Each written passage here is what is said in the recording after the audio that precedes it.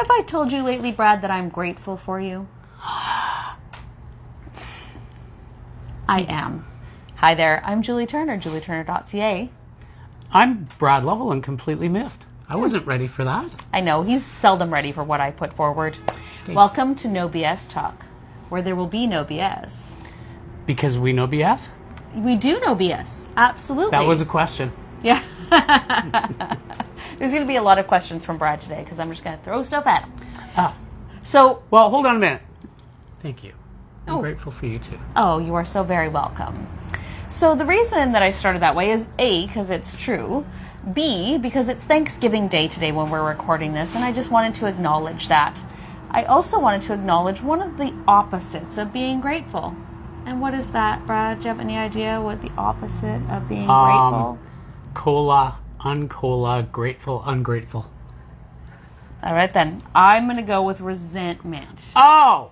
I'm going to go with, instead of being grateful for whatever the case may be, I'm going to go with the opposite of that might be resentment. Resentment. In some cases. Yeah, that would be right in there. Yeah. So, what you got? I wanted to bring up a topic today that was extremely relevant to my own life today, but in general, I see it happen so often. Mm-hmm. And I wanted to bring up, originally I said, let's talk about forgiveness. And we will touch on that, but I've already thrown the word resentment out there. And I wanted to talk about resentment because resentment is where we get our suffering from. Pain is not suffering, resentment is suffering. So, and I just wanted to, again, throw that out there. Throwing good. You're Awesome. Throwing good today, Julie. Awesome.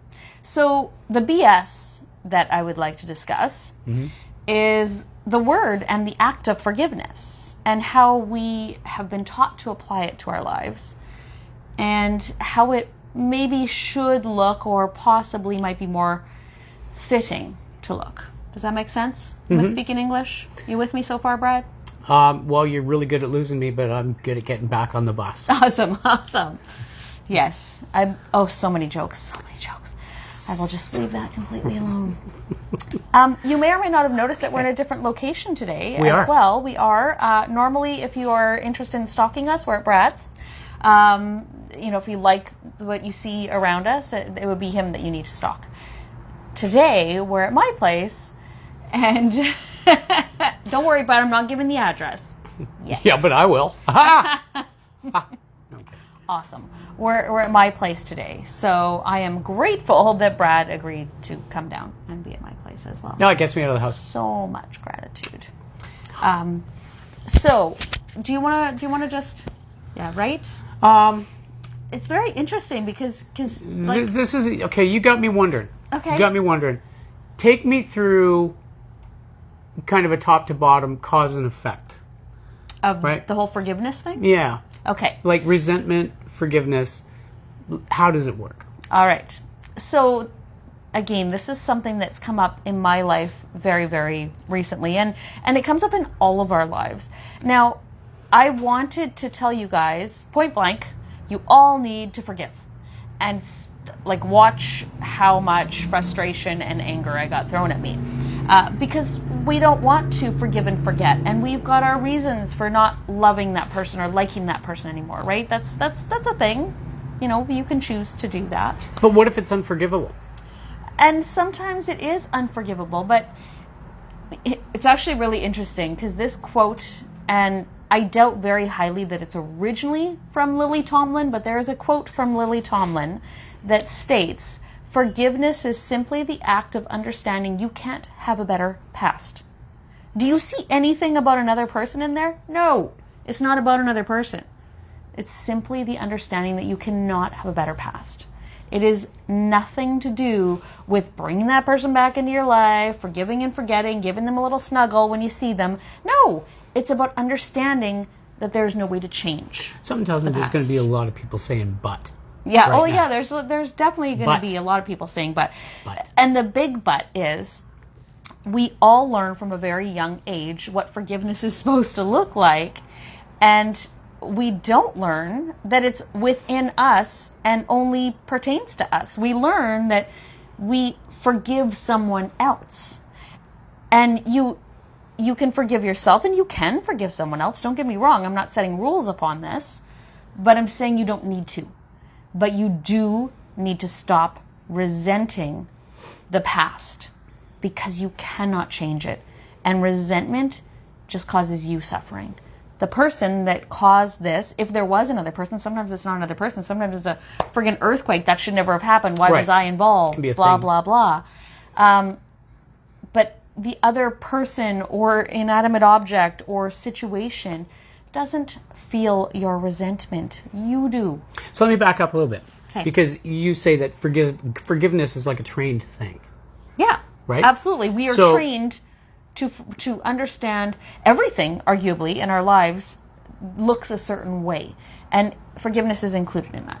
So we are trained to understand, or we receive a message about what forgiveness looks like, or what love looks like, for that matter. Like, we could go infinite possibilities as to how we're trained and how we need to untrain ourselves, or at least be a little bit looser in our definitions of things. Does that make sense? Yeah. So would it be correct to say that, this is a learned thought process, or it can be a relearned thought process? Well, you learned it one time, right? Why can't you relearn it another way?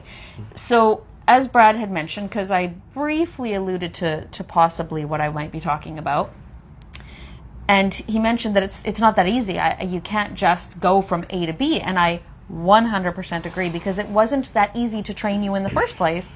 Why would it be that easy to change it? So what we need to do is we need to practice these things. We need to be aware that your mind is a troubleshooter. It's looking for scary things. It's looking to protect you. So, of course, if somebody does something to you or a situation happens to you, your mind is like, always remembering that, dislike that person, situation forever. I'm taking notes. But the fact is that when we embrace our pain and hold it near and dear to us, we are the ones that suffer 100%. So is that what you want? Like, you want to actually suffer forever? Because you're not causing the other person suffering. Always remember that. Your suffering is felt to you and only to you. Yeah. I'm sitting at home polishing my turd of resentment, and they're on their way to Tahiti. Yeah. They're doing their life. The only person that's hurting is me. Absolutely. But the interesting thing, is that depending on everybody's situation is different. Every little thing that happens 100%. is different. So I'm not going to say there's varying degrees of resentment, but there is things that are going to happen that you're going to want to hold on to a lot longer. Right. And I myself personally have been in a situation where it's taken years to be mindful enough to just get over some of these things. And it's not even about getting over. It's understanding when that situation comes up in your mind and you're like, ooh, it's like, oh, there's actually no place for that in my mind. That's not sensible to even think about right now. So what can I do? It's a learned behavior. Again, you have to go, oh, there, my mind is giving me that resentment again. No need for that. I'm not saying you're never going to feel resentment. Be aware that resentment is not supporting you. It's not useful to you. Right. Absolutely. I would agree with that 100%. So there's, when you were saying, there's going to be situations that come up that you want to hold on to that resentment a little bit more, or people, feel like, oh no, I cannot let this one go. That's a different subject, because you need to then go into boundaries. So say somebody does something to you and they've done it repeatedly and you're like, how come I don't get to resent them? Well, you still don't, because again, the resentment is within you, still hurting you, but you need to put in proper boundaries so that that exact situation doesn't happen again. And when we get the same situation happening over and over again, it generally is a pretty big lack of boundaries, or you don't listen to your intuition, or like a plethora of things. But we're keeping this specific to resentment today. And how resentment is felt by you. It is a choice. Does that make sense? 100%. Awesome. I would have disagreed with you 10 years ago, but I agree with you without question. There'll probably be a few people out there right now that just really want to arm wrestle me or drown me because they're like, no, that person hurt me. And I'm not taking that away from you. I'm truly, truly not. But the fact is, you resenting and suffering over that doesn't hurt them, hurts you. End of story. So we need, if we want to feel comfortable in our own skin, we need to relearn, and we just need to be aware when our mind is actually poisoning us. It's not poisoning them. It's poisoning us. Does that make sense? That makes absolute sense. Awesome. So, Brad did not get to talk a lot in this episode, and I think it's about time we wrap it up. But what did we want to bring up in the next episode? Do you remember? Well, I kind of like your idea of maybe fleshing out that whole boundaries thing a little bit. Okay. More maybe. Okay, boundaries is a good one. What else?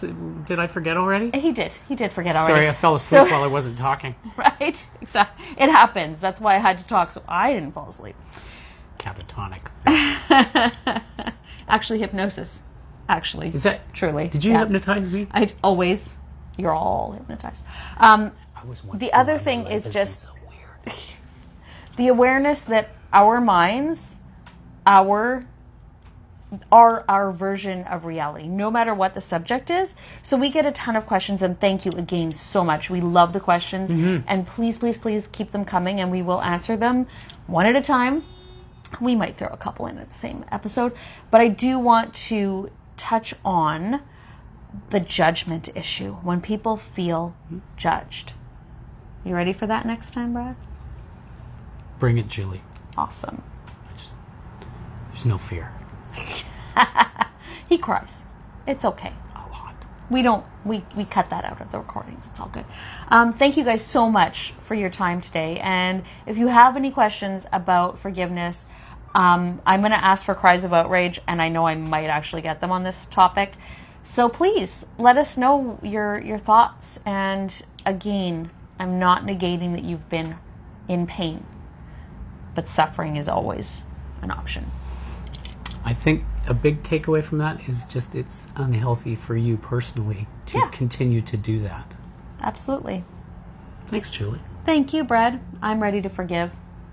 What about you? Well, I forgave. Shit, I gave it the office, man. Thank you guys so much for watching. And stay tuned for the next episode? Is that what we're calling them? Yeah, I think we'll call them episodes from now on. Or until next time when we pick another word. Episode.